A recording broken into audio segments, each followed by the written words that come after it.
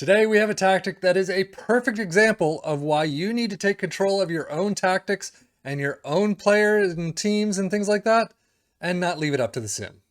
Let's take a look.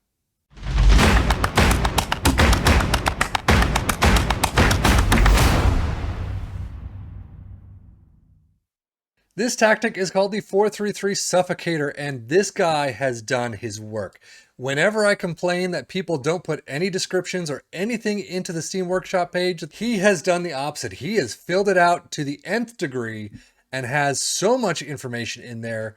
It is definitely worth downloading and trying out. Unfortunately, if we take a look quickly at the league table, did not work out for my sim. Wolves in 10th, Newcastle in 12th, Tottenham in 14th place, 45 points. An absolutely horrific showing. Only 6 points off Everton in relegation zone. Definitely not worth using if you're just going to sim. However, this is a fantastic one to take a look at because I'll show it on the screen, but there is so much information on this in the description for this tactic.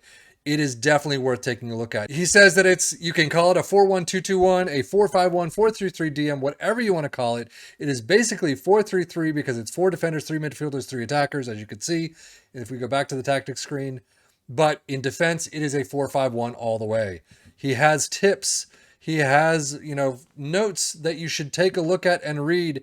And honestly, just for that information alone, it's worth trying out. He did try it out with Borussia Mönchengladbach, so take that for what it's worth.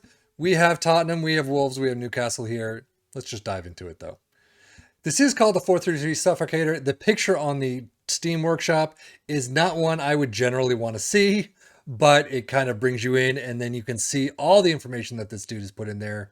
So tactics itself, you can see it's a sweeper keeper in defense, a fullback on attack on both sides, a ball-playing defender in defend on both sides, ball-winning midfielder in defense, a Mazzala in support, a deep-lying playmaker in support, 2 inverted wingers on attack, and then a poacher up front in attack.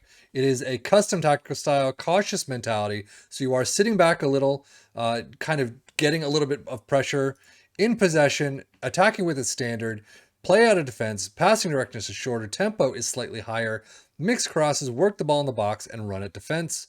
In transition, counter press, counter, distribute to the fullbacks and the center backs. And then out of possession, high press line of engagement, higher defensive line, trigger press much more often, prevent short goalkeeper distribution, and trap inside. But as we said, it did not work for any of the teams here.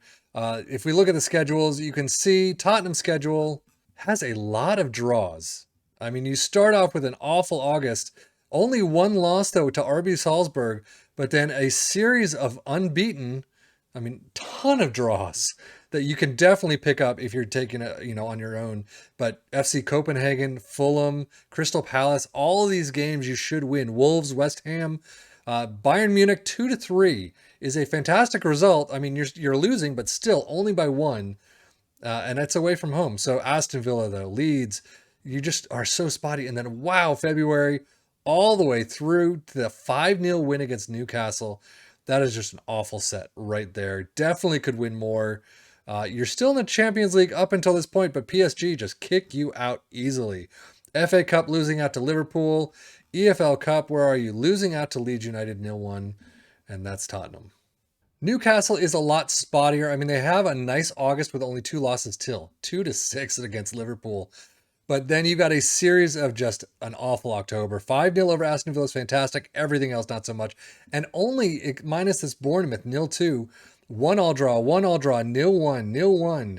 You can definitely pick up wins against some of those teams and just better this standing. But second half of the season, not great. Losing out 1-4 to Man City in the FA Cup 4th round. EFL Cup, you lose out to Brighton 3-4. Wolves, spotty altogether. Loss, then a draw, or a win, then a loss, then a win, then a draw. It's no real runs whatsoever. You are continuing in the FA Cup final. Liverpool again. 0-3 is the way out again. As I always say, you got to a final. That is definitely worth something. EFL Cup, though, where do you lose out? You can see right off the bat, Nottingham Forest 0-1 loss. Definitely could have won that if you're taking control and following this dude's direction.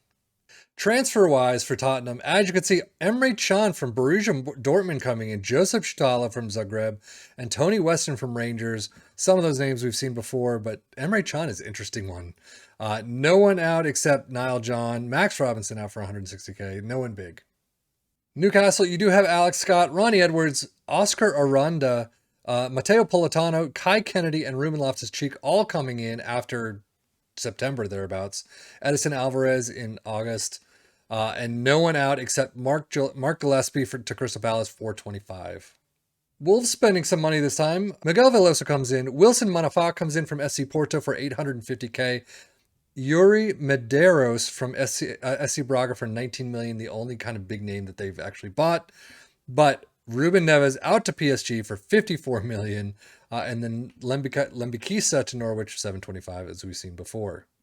Data hubs, as you can see, analysis over this is for Tottenham. Attacking and defensive performance indicates that although we were shaky in defense, we were good in attack. And as you can see, they were a little bit better than Premier League average, but still not enough to get them. I mean, 45 points is just still an awful tally. Fouls per game, you can see they were very well ahead of the league, but overall, Tottenham's performance was not good at all. Newcastle, however, okay defensively, good in attack. You could see they have a bit more to go than Tottenham did. Dribbles per game, crosses completion per game, doing fairly well, a lot better. Everything else is fairly on par with Tottenham, or actually even a little worse. Fouls per game is just through the roof, just like Tottenham. Defensively, not great. And as we finish with Wolves, you could see not much better. Weak defensively, generally okay in attack. Yeah, their attacking side, not great. Only fouls per game is actually above the league average, which isn't great.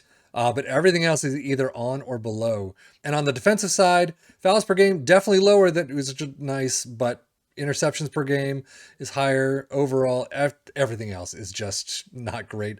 Well below the league average, so not really worth it. Premier League stats-wise, Newcastle with 53 goals, fewest shots, Tottenham with 471, or fewer shots against, I should say.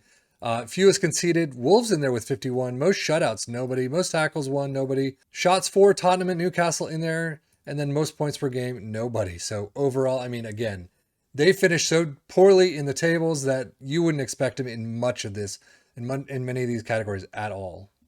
Most goals, though. Harry Kane with 22. Alexander Isak with 18. So, I mean, they're in the mix. Erling Haaland with 42 goals. I mean, he's always going to be up there. Most assists, Saint-Maximin and Son are up there with 9 apiece. Not too bad for them. Most player of the match awards, Harry Kane with 6. And that's it. Fewest conceded, Dubravka, Newcastle, Nick Pope with Newcastle. So they're really spreading it out. And then most shutouts, you can see Hugo Lloris with Tottenham at 12. Most tackles, one, nobody. Key passes, Pablo Sarabia is finally back in the mix. Trippier with 91. And then most shots, Kane and Alexander Isak, 94 and 95 apiece. So, I mean, some of these are average, some of them not too much. It's good to see Sarabia back in the mix. Overall, finishing it out, player stats for all competitions. Harry Kane is the top goal scorer with 27, 704 highest average rating, and Son, Kulusevski, and Pedro Porro with 9 assists apiece, and then Harry Kane with 6 player of the match awards. Alexander Isak with an average 20 goals, 705 at highest average rating. It's actually probably a little low for him. 9 assists for Saint-Maximin and 6 player of the match awards for Alexander Isak. Overall, definitely fairly average for this team. And Wolves, highest on the list in our league table, Raul Jimenez with 22 goals. Jimenez with 704 highest average rating. Definitely could have been worse. I'm wondering if they spread it out a little bit with some of these high average ratings, or a little maybe above or close to 7. But Semedo with 9 assists.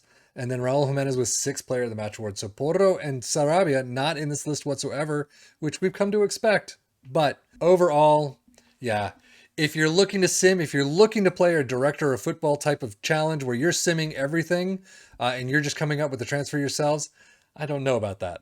This is definitely not a tactic for you. However, if you're going to actually get into the weeds, get into every single match, play it as you would normally play Football Manager, definitely take a look. This guy has so much information in there. It's definitely worth taking a look just for the amount of time he's put into it. So with that said, I am Safian FM for the Football Manager blog channel, saying thank you as always for watching. Take care and enjoy.